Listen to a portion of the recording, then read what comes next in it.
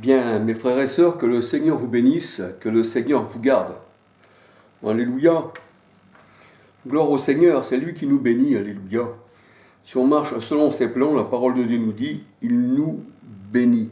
Si nous sommes ses enfants et que nous faisons sa volonté, le Seigneur dit, ne vous bornez pas simplement à écouter la parole, mais mettez-la en pratique. Alléluia. Beaucoup de personnes disent, moi je suis croyant mais non pratiquant. Si tu ne pratiques pas la parole, et encore il faudrait savoir comment tu la reçois, si tu la reçois faussement, alors tu n'es pas dans les plans du Seigneur. Alléluia. Le Seigneur, il est la vérité et il veut que nous soyons affranchis par la vérité. La vérité nous rend libres. Alléluia. Et le Seigneur, il est la vérité. Dans Jean 14, verset 6, il est le chemin, il est la porte, la petite porte par laquelle on doit entrer dans Matthieu 7, verset 13, 14. Pas la grande porte, non, qui est celle du monde, mais la toute petite porte. Parce que le Seigneur a dit, ce sont les violents qui s'en emparent. Qu'on fait violence à la chair, alléluia, bien que nous sommes sauvés par grâce, eh bien on rentre par cette petite porte. Et Jésus disait, je suis la porte des brebis, dans Jean 10. Si on lit tout le chapitre de Jean 10, eh bien le Seigneur dit qu'il est le gardien, le bon berger, qui a donné sa vie pour ses brebis. Et nous sommes ces brebis, alléluia, nous n'écoutons pas la voix d'un étranger. Alors aujourd'hui, mes frères et sœurs, bien-aimés du Seigneur, je voudrais vous parler de la parole. Vous savez, la parole, elle est en nous, puisque nous parlons. Nous ne sommes pas des muets. Le Seigneur, il a guéri ceux qui étaient muets. Pourquoi ? Parce qu'il voulait qu'ils parlaient. Voyez-vous, quand vous êtes muet, le Seigneur ne peut pas vous utiliser. Voyez-vous ? Mais quand vous pouvez parler, parce que Moïse disait, je n'ai pas la parole facile, Seigneur. Le Seigneur, il dit, qui a donné la parole à l'homme ? Qui lui a donné une bouche ? Qui lui a donné des oreilles pour entendre et des yeux pour voir ? Si ce n'est moi, l'Éternel. Exode 4, verset 11. Et la parole de Dieu nous dit que Yeshua, le Logos, la parole, le Verbe, qui s'est manifesté dans une chair, 1 Timothée 3,16, alléluia, Jean 1,14, eh bien, ce logo, cette parole, parce que les paroles sont esprit, Jean 6,63, et là on voit que Dieu avait l'Éternel, Jean 4,26, il n'y a qu'un seul Dieu, et il est esprit, et on voit que Dieu, qu'on l'appelle Père, parce qu'il a créé toutes choses, il devait venir, mais il devait venir dans, on va dire, la personne de Jésus-Christ, Yeshua Messia, car Dieu était en Christ, 2 Corinthiens 5, 19. Et il devait venir lui-même, votre Dieu viendra lui-même, dans Ésaïe 35, versets 4, 5, 6. Et il vous sauvera, et il vous guérira, les aveugles verront, les boiteux sauteront, alléluia. Et c'est ce qui est arrivé, c'est ce que le Seigneur a dit, eh bien, à son serviteur Jean, allez dire au peuple, voici, eh bien, les aveugles peuvent sauter de joie, les aveugles peuvent voir, et les boiteux sautent de joie, parce que Dieu les a guéris. Dans Matthieu 11, verset 5. Alléluia. Alors, on voit que Dieu devait venir lui-même. La parole de Dieu nous dit, il forma un corps, Hébreux 10, 4, et habita dans ce corps qu'il avait formé. Ce corps était aussi un temple où Dieu était. C'est pour ça que le Seigneur, quand il est venu, il disait, détruisez ce temple, et en 3 jours, je le relève. Mais les incrédules, ceux qui ne comprennent pas la parole de Dieu, qui ne comprennent pas le Logos, qui ne comprennent pas le Verbe, eh bien, disait, il a fallu 46 ans pour construire ce temple, et toi, en 3 jours, tu peux le rebâtir. Mais la Bible, elle dit, la parole de Dieu nous dit, il parlait du temple de son corps. Jean 2, 19, 20, 21. Il parlait du temple de son corps. Et nous aussi, nous sommes le temple de l'Éternel. 1 Corinthiens 6, 13 à 19. Ne savez-vous pas que votre corps est le temple de Dieu? Celui qui s'attache au Seigneur, pour le Seigneur c'est l'Esprit, de Corinthiens 3, 17, est avec lui un seul esprit. Alléluia. Nous savons qu'il demeure en nous par l'Esprit. Là, nous voyons que la parole de Dieu dit dans Hébreux 10, 4, « Voici, tu me formas un corps, et je dis, je viens pour faire ta volonté, ô Dieu. » C'est ce qu'on appelle, eh bien, Yeshua, manifesté dans la chair. Il a paru comme un homme, Philippiens 2, 6, 7. Et Pilate disait, « Voici l'homme. » Et 1 Timothée 2, 5, 6, oui, je crois que c'est 1 Timothée 2, 5, 6, nous dit, « Jésus, homme, un seul médiateur entre Dieu et les hommes, Jésus, homme. » Mais maintenant, Yeshua, on va dire Jésus, signifie Dieu. Alléluia. C'est lui qui enlèvera les péchés du peuple. Un homme ne peut pas enlever les péchés. Il n'y a que l'Éternel qui peut pardonner les péchés. C'est ce que disaient les pharisiens qui ne comprenaient pas. Ils disaient, toi qui es un homme, tu te fais Dieu.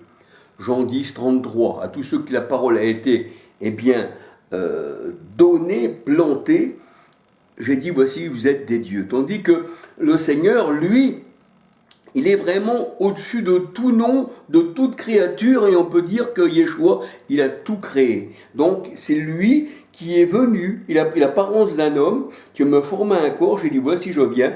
Et Matthieu 1, 18, 20 nous dit, cet enfant vient du Saint-Esprit. Donc, cet enfant est fils de Dieu. Parce que Dieu, qui est saint et qui est esprit, c'est lui qui nous a créés. Job 33, verset 4. L'Esprit de Dieu m'a créé. Mais l'Esprit, c'est la parole. La parole, c'est le vent. On peut dire aussi que la parole, l'Esprit, c'est aussi l'huile. Alléluia. Il y a plusieurs symboliques qui nous parlent de l'Esprit, comme l'eau aussi, l'eau d'en haut, Ésaïe 32, verset 15, l'Esprit envoyé d'en haut, c'est l'eau. Et quand le Seigneur il parle de l'eau, dans Jean 7, verset 37 à 39, il dit, venez à moi, vous tous qui avez soif, je vous donnerai une eau qui jaillira en vous jusqu'à dans la vie éternelle, qui jaillira en vous. Nous sommes aussi des sources. Alléluia. Parce que le Seigneur, il dit, la parole du disciple qui marche selon ma volonté, sa bouche est comme une source. Alléluia. Et ça ne vient pas de nous, ça vient du Seigneur qui a fait ceci. Alléluia. Et je le remercie. Et là, j'aurais voulu vous parler, mes frères et sœurs, de l'alpha et l'oméga. Alpha. Dans le mot alpha, on retrouve le mot alphabet. En grec, on dit alpha. Voyez-vous ? Alpha, c'est la première lettre de l'alphabet. Alpha. La dernière lettre, c'est oméga. Donc, on regarde la parole de A. Je vais prendre un langage là plus compréhensible pour certaines personnes. Je vais parler de A à Z. La parole du Seigneur, c'est lui.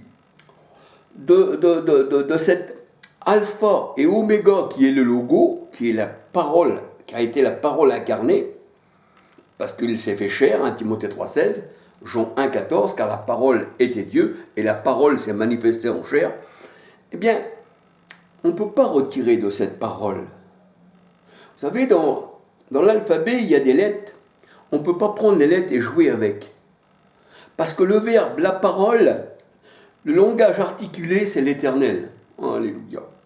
Et il est en nous. Et il articule en nous.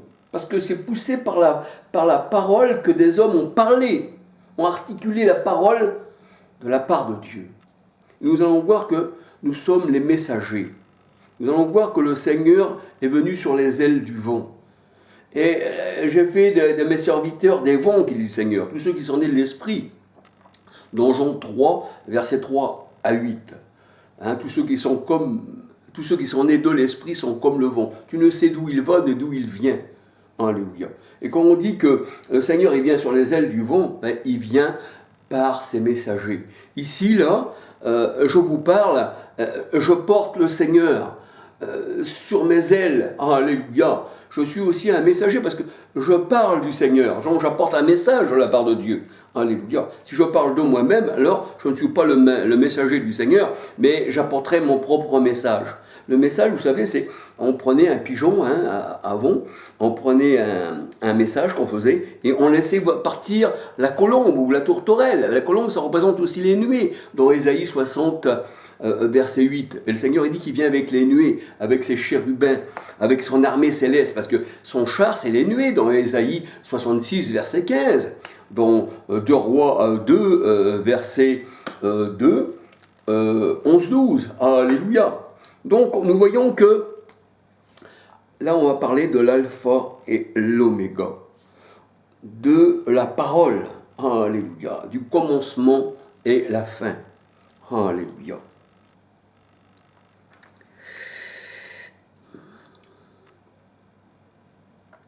Et nous voyons que, mes frères et sœurs, que la parole n'est pas trinitaire. Le commencement et la fin n'est pas trinitaire. La parole, c'est Dieu, parce que la parole était Dieu. Jean 1, verset 14. La parole, c'est Dieu. La parole, c'est l'esprit, parce que esprit et parole, c'est pareil. Quand vous prenez le Seigneur, dans Matthieu 8, 16, il chassait les mauvais esprits par sa parole. Eh oui, il chassait les mauvais esprits par sa parole, Matthieu 8, 16.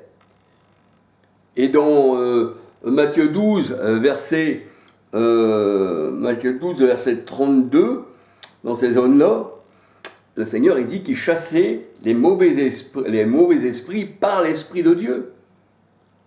Alors, parole et esprit, c'est pareil. Il chassait les mauvais esprits par le doigt de Dieu. Luc 11, verset 20. Exode 8, verset 15. Quand le Seigneur il a mis les plaies sur l'Égypte, eh bien, les Égyptiens s'écrièrent, c'est le doigt de Dieu. Ça veut dire c'est Dieu lui-même, c'est l'Esprit, c'est lui. Il vient, les fléaux de Dieu sont sur nous. Les 10 plaies d'Égypte. Alléluia. Alors la parole n'est pas trinitaire, non? Puisqu'il n'y a qu'un seul Dieu qui parle. Alléluia. La parole de Dieu, elle dit qu'il n'y a qu'une seule voix. Et le Seigneur, il dit, celui qui me voit, celui qui m'écoute, pardon, le Seigneur Jésus-Christ disait ça. En tant qu'homme, il disait, celui qui m'écoute, ne m'écoute pas seulement à moi, mais écoute celui qui m'a envoyé. Alléluia. Et la parole de Dieu nous dit que le Père, l'Esprit, avait envoyé le corps de Jésus, homme. Alléluia. Mais en fait, comme il est Dieu lui-même, c'est lui-même qui s'envoie en fait. Alléluia. Non, mon petit, tu ne peux pas venir. Papa, il fait... Allez chez Jean-Paul. Allez chez Jean-Paul. Excusez-moi, hein, frères et sœurs. Allez chez Jean-Paul. Allez là-bas. Chez Jean-Paul. Excusez-moi, hein, là je suis en plein débat. Je reviens.